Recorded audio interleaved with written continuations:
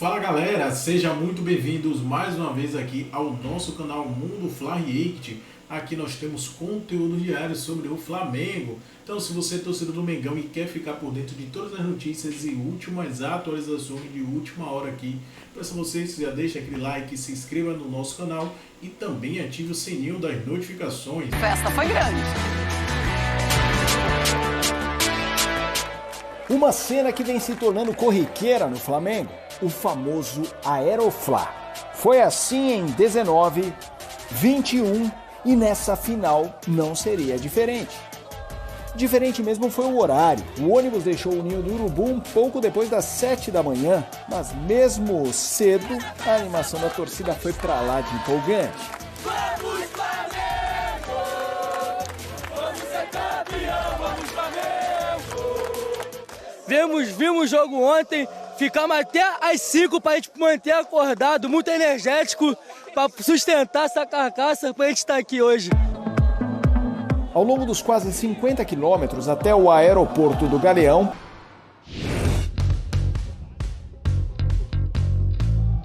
números: Flamengo e Atlético desde a estreia dos atuais técnicos, vitórias do Flamengo 25, 7 empates, 6 derrotas, campanha com o Dorival 72%. Do lado do Filipão, do Atlético Paranaense, 20 vitórias, 13 empates, 9 derrotas, o aproveitamento é de 58%. Já que o André é o primeiro a aparecer na tela, boa noite já foi dado, então já responde, André. Vamos lá. Quem faz o melhor trabalho entre os dois? É muito difícil nessa pergunta, Felipe. Ninguém esperava o Atlético Paranaense na final da Copa Libertadores, né? O Flamengo é um finalista esperado. O Dorival trabalha com mais fartura, com um elenco mais profundo, com mais jogadores decisivos. A comparação direta de nomes entre o elenco do Flamengo e o elenco do Atlético Paranaense, ela é até cruel, digamos assim. Eu estou falando da comparação teórica entre os nomes. Aquilo que os times fazem em campo é uma outra conversa. O Palmeiras eliminou o Palmeiras, bicampeão da Libertadores, no total de 2 confrontos com mérito e com uma autoridade jogando no Allianz Parque, com uma compostura, uma personalidade. Autoridade acho que é um pouco de exagero, mas uma personalidade no Allianz Parque, no momento em que as coisas iriam ser decididas, que surpreendeu. Então, que ninguém duvide do trabalho do Filipão, o resultado desse trabalho, como o desempenho coletivo do Atlético Paranaense. Mas aquilo que o Dorival fez, a partir do momento que chegou com a sua comissão técnica para corrigir o rumo da temporada do Flamengo e os riscos de ser eliminado na própria Libertadores, de ser eliminado na Copa do Brasil, é um trabalho que, se por um lado recuperou o poderio do Flamengo em relação àquilo que nós conhecíamos e entendíamos que era possível que acontecesse, mas também levou o Flamengo a dar um passo adiante em relação a isso, e a gente conversou aqui algumas vezes sobre, em determinadas partidas, as sensações que o time do Flamengo nos provocou, uma comparação dessas sensações com o time de 2019, já foi conquistado um troféu, que é o da Copa do Brasil. Então, eu entendo que o trabalho do Dorival é um trabalho que fala mais alto. Essa é a minha impressão. Mas o do Filipão, como eu disse no início, leva um time à final da Copa Libertadores que a maioria das pessoas não achava que chegaria ali. Então, é muito difícil responder. Eu entendo que o trabalho do Dorival é um trabalho mais complexo por causa da qualidade do grupo. E aí alguém fala, mas André, peraí, o grupo não é melhor? Você acabou de dizer que é melhor. É melhor. Mas existe um mito aí no futebol, principalmente entre as pessoas que não acompanham tão de perto, e ninguém tem obrigação de acompanhar de perto, que quanto melhor um elenco, mais fácil é levá-lo ao seu potencial. E é o contrário, é o oposto. Quanto melhor um elenco, melhor tem que ser o treinador, melhor tem que ser o trabalho. Então eu acho que o trabalho do Dorival fala mais alto. E só a gente pode dar exemplos de todos os outros treinadores depois do Jorge Jesus que passaram pelo Flamengo e não conseguiram entregar o futebol que o Jorge Jesus entregava, né?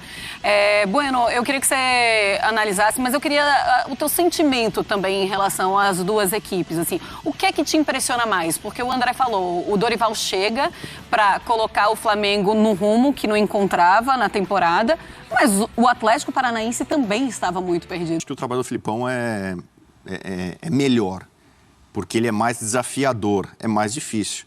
O Flamengo, assim como o Palmeiras e o Atlético Mineiro, entrou na temporada 2022 como favorito a todos os títulos né? Então, o Flamengo ganhar a Copa do Brasil era algo mais ou menos previsível. Ele passou por um desses adversários diretos, que era o Galo, né? Teve mais dificuldade do que se esperava na final contra o Corinthians. E se tivesse perdido, né, a boa parte da culpa que os flamenguistas colocariam era em cima do Dorival.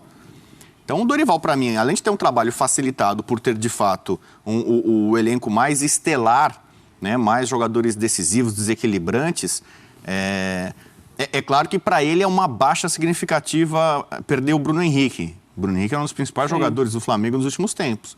Mas, de certa forma, isso permitiu a ele fazer e ter o sucesso que outros não tiveram, unindo o Pedro com o Gabigol, né? O Mauro Sérgio já disse certa vez, né? Às vezes Deus escala, né? Era uma frase dele. Né? Então, para mim, não estou tirando os méritos. Todo mundo que chega numa final tem méritos. Se você é favorito e chega na final, você tem méritos. Se você não é favorito e chega à final, para mim, os méritos são maiores. Então, os dois merecem aplausos, reconhecimento, mas, para mim, tem pesos diferentes. Tá bom. Você pega a campanha no Brasileiro mesmo, o Flamengo, para mim, é uma decepção.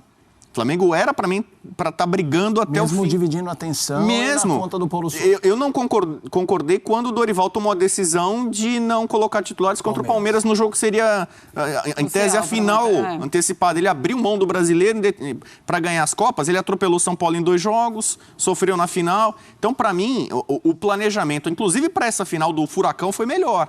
O Flamengo continua sendo favorito, acho que tem mais chance de ganhar. Mas, para mim, o trabalho, o projeto e o Filipão, que já estava descartado para muita gente, poderia chegar não para ser técnico, para ser um manager ali, um diretor de futebol, né, uma figura maior no clube.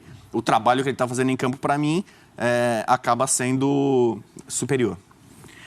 Parte de uma nota maior, né? A gente segue o nosso Sport Center com aquela pergunta: quem será o homem da Conmebol Libertadores? Nos esportes, a gente vai para Guayaquil agora, tá? A gente vai conversar com o Paulo Andrade. Ele está ao lado do Paulo Calçade. A gente vai saber onde é que eles estão exatamente lá em Guayaquil e vão trazer para a gente as últimas informações de Flamengo e Atlético Paranaense que chegaram por lá nesta quarta-feira. Senhores, muito boa noite. Uma alegria receber vocês aqui no Sport Center. Fala aí pra gente onde é que vocês estão. Cadê vocês? Tudo bem, Marcela? Fã de esportes ligado nesta edição do Sport Center. Nós estamos no Malecon. O que vem a ser o Malecon é a beira do rio, né? Do rio Guaias, né? O rio mais importante aqui da cidade de Guayaquil. E ao fundo uma imensa roda gigante. Não é a London Eye de Londres, mas é a Perla, conhecida a pérola do Oceano Pacífico, que banha exatamente aqui o Equador. Paulo Calçade comigo. As delegações chegaram, um dia importante.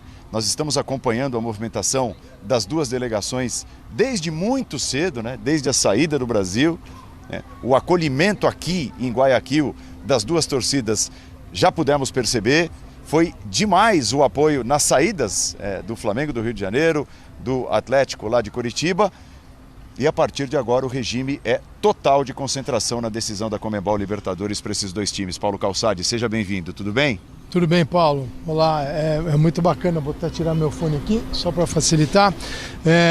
A gente está num lugar bem bacana, a torcida está se aglomerando, a cidade está começando a ter cara de final de Libertadores. A gente quem chegou antes não sentiu isso ainda, mas está virando porque é presença de torcedores do Flamengo, por enquanto a maioria, de alguns torcedores do Atlético, com cobertura de imprensa, com interesse. É uma final, é diferente para todos eles, né? Porque não são equipes locais. Aqui o Barcelona decidiu duas vezes foi vice, uma contra o Olímpia e outra contra o Vasco, e agora o torcedor vai ver a final.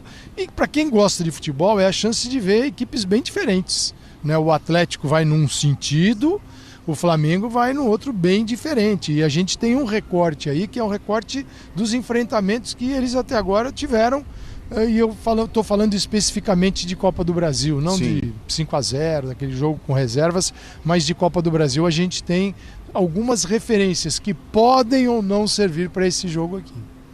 O Flamengo eliminou o Atlético. Se a gente olhar para os resultados, foram apertadíssimos, né?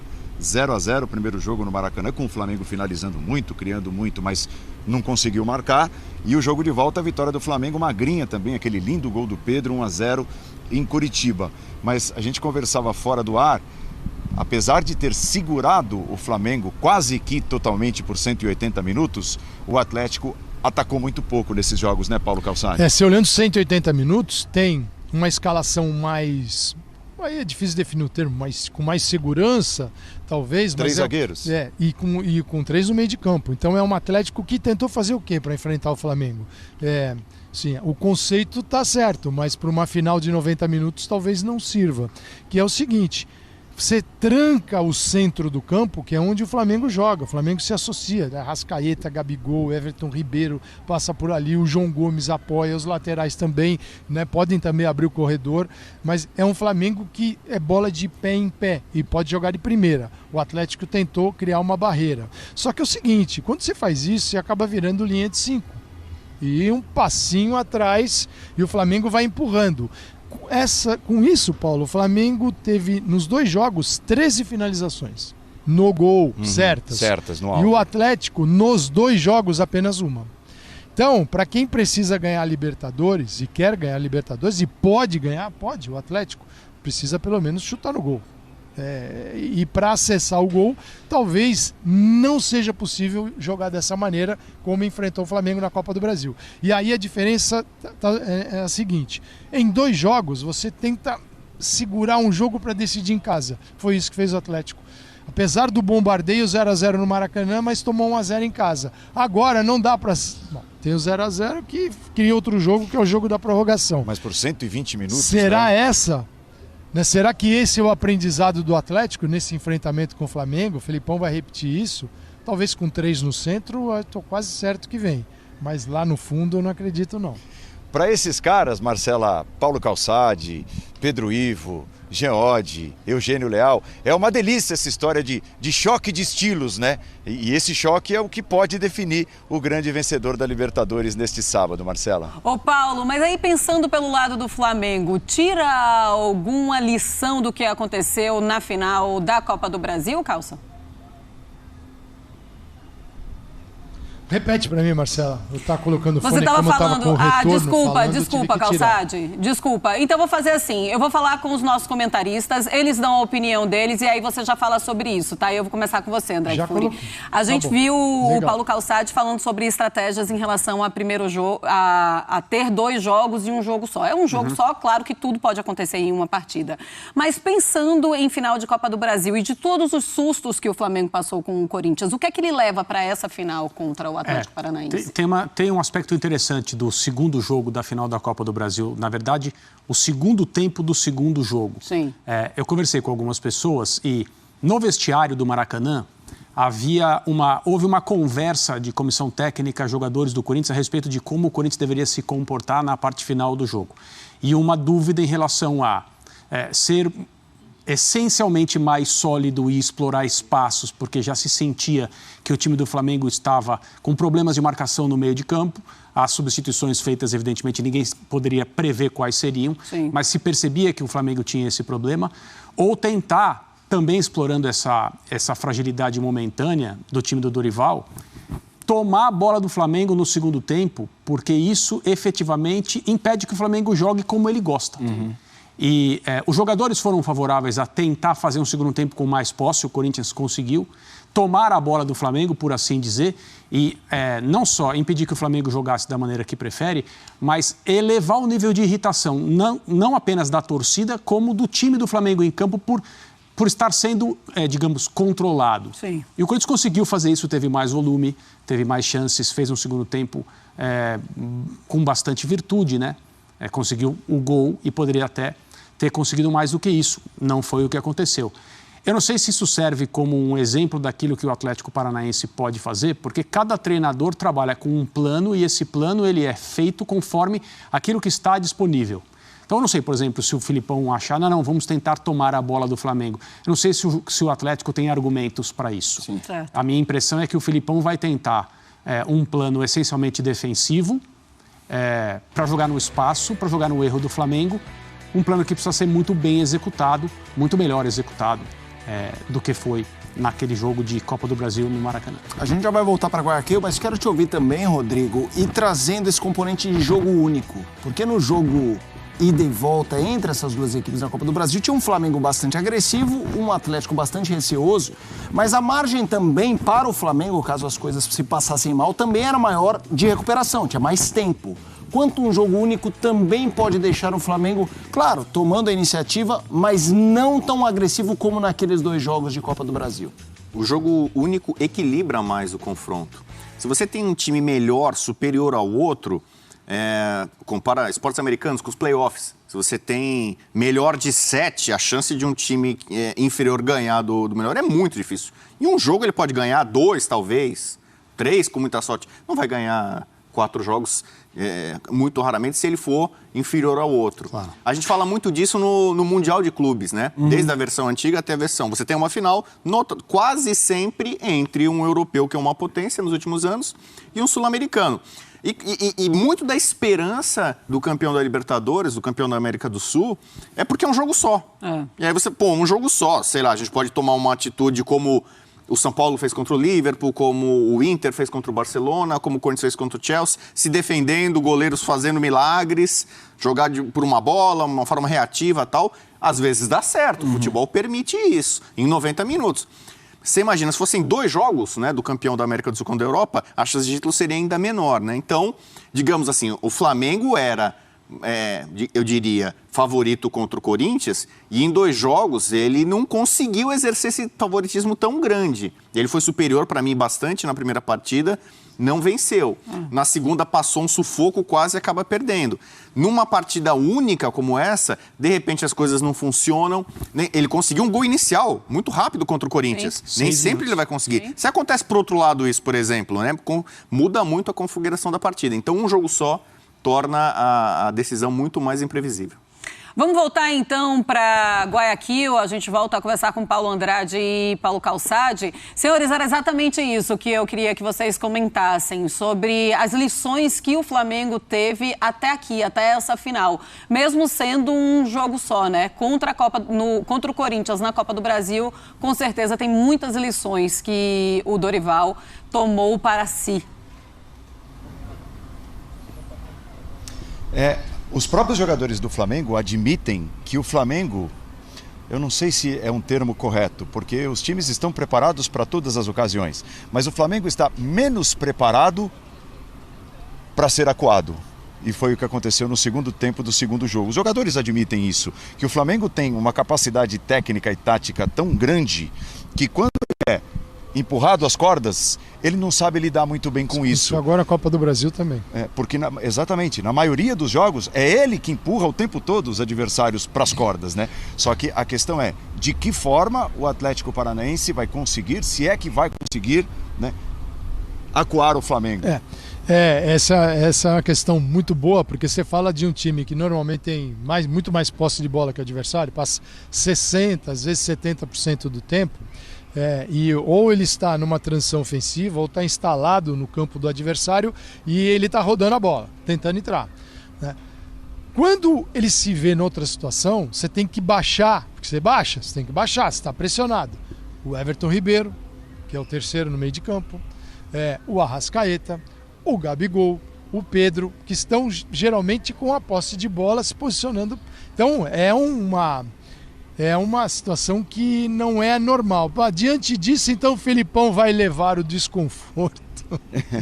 Ou ele vai esperar. Ele não acredita que o Felipão vai fazer isso. Até porque o Flamengo também tem uma transição que é muito rápida, quando recupera a bola e está longe do gol adversário, que ele fez a Libertadores não só nesta edição, como nas outras.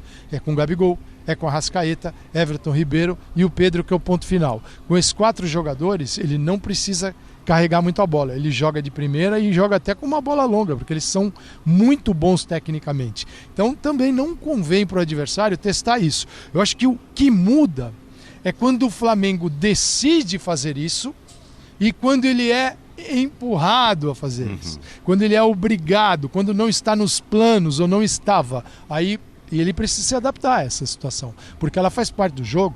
Ele pode estar ganhando por 1-0 e o Dorival decidir, vamos atacar o espaço ali que vai ser gigante. 2-0, pode tomar um gol. Bom, aí o Atlético vai ficar lá fechadão. Então, assim, estrategicamente, eu acho que a gente não tem dúvida em relação ao posicionamento do Flamengo. O Atlético a gente precisa ver. Até porque o Atlético pós-classificação e os dois, tanto o Flamengo quanto o Atlético, eles foram muito melhores nas semis do que no período posterior às semifinais. Sim. Então a gente fica com essa dúvida e o torcedor também, né? Eles já tiveram num nível superior e é isso que a gente tem visto. Mas vai ser bem interessante imaginar o que passa na cabeça do Felipão, porque ele disse que tem 10 certezas e uma dúvida. A dúvida pode preencher de todo tipo de jogador, né? E pode mudar todo o esquema. Pode ser uma mudança sem mudar o sistema, uma mudança que muda o sistema, todo tipo. O Flamengo a gente sabe a escalação. Tanto é que assim, o que vai fazer o Felipão é um assunto que toma bastante espaço nos nossos almoços e jantares, né? A gente fica aqui. E o Flamengo está muito bem resolvido, está muito bem definido. A entrevista do Felipão após o confronto contra o Red Bull Bragantino, tudo bem que era outro time, mas foi ali uma entrevista falando de Libertadores que também ele estava tentando entender ainda. Exato. Marcela, Felipe, nós temos aqui o luxo de ter uma grande equipe, né?